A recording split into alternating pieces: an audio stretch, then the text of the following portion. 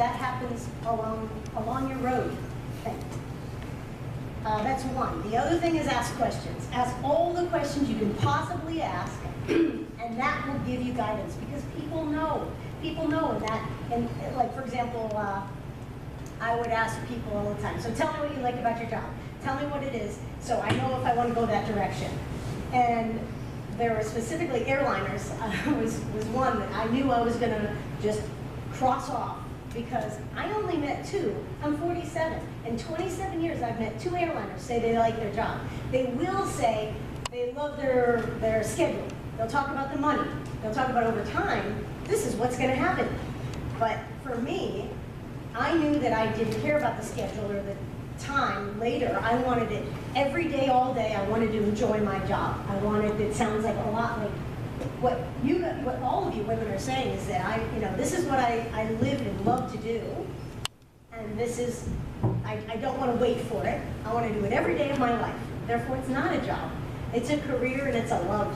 And that's what you want to aim for. So the other thing is controlling your career around children. So for example, you can be smart about whatever you've chosen. So for example, the jets that I chose, I never chose jets with a fuel burn bigger or bigger than 6 hours. I knew after all my research that if I went over 6 hours, that meant I was going overseas. I knew that would send me away and not allow me to be home as frequently. So I controlled the jets that I flew, and I would only apply to those. I did not turn down a jet. I flew it for about maybe 3 months, but it was hard. It was like, I now have that experience, and that's great, but at the same time, I waited for another opportunity to get out of that situation that, I was just never going to be home. So that's my advice, is ask as many questions as you can to the people here, all of us, and anyone who's been there before. And you're going to have to trust them to know what's best for you. Okay, people, this is a tough one. Women I've looked up to. This one I started laughing at myself, because I wrote all these wonderful, like, women in aviation names, and I thought to myself, all right, that wasn't the question. Your question was, women you have looked up to, professional and personal inspiration. All right, I couldn't come up with many women, because I'm not surrounded by women in aviation. If it's personal inspiration, my grandma or my mom. My mom raised 3 girls, and I'm the middle of 3. But, that was the question. I can tell you my favorite quote from my grandma, but here's my point on this. We need men to look up to if we're in a male-dominated field. We need that. And there are many heroes out there. There are many people that have supported me, and sometimes even looked after me when someone's trying to push you out, or say, you don't want to fly with her, or even somebody saying, do not let her touch the controls. You fly, and she gets ratings, but I'm the captain, right? So people like that co-pilot that closed the curtain. I flew the airplane because it's my airplane.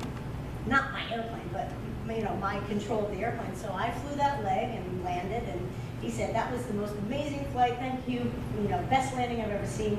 And he was brave enough to tap him on the shoulder and say, that was right. People like that, those are my heroes, and I didn't have many to look around to for the women. I was, what's my list? I was the first aviation camp director that was female. I was the first fueler that was female. The first CFI that was certified flight instructor that was female. There are many other places, but we're all distributed so far that sometimes you can't look up to those people because they're not in direct contact with you. So I thank them, and sometimes I look up and I know those people and I appreciate those people. Surround yourself with people that respect you and support you. And those are the heroes as well, I think. What does it mean to be in my profession as a woman? It's pride and self-confidence is in any job that you do. Doesn't matter whether you're a woman in a male-dominated field or not. But for me, I do. I feel special, and I don't know if you share that with me, but I feel different. I feel special when I'm in a room teaching 25 men, usually men, systems that they don't understand, but I do. I feel special. And I think that's really important to change how people think. And they look at you and you've made a change in their lives forever, one by one person by one person.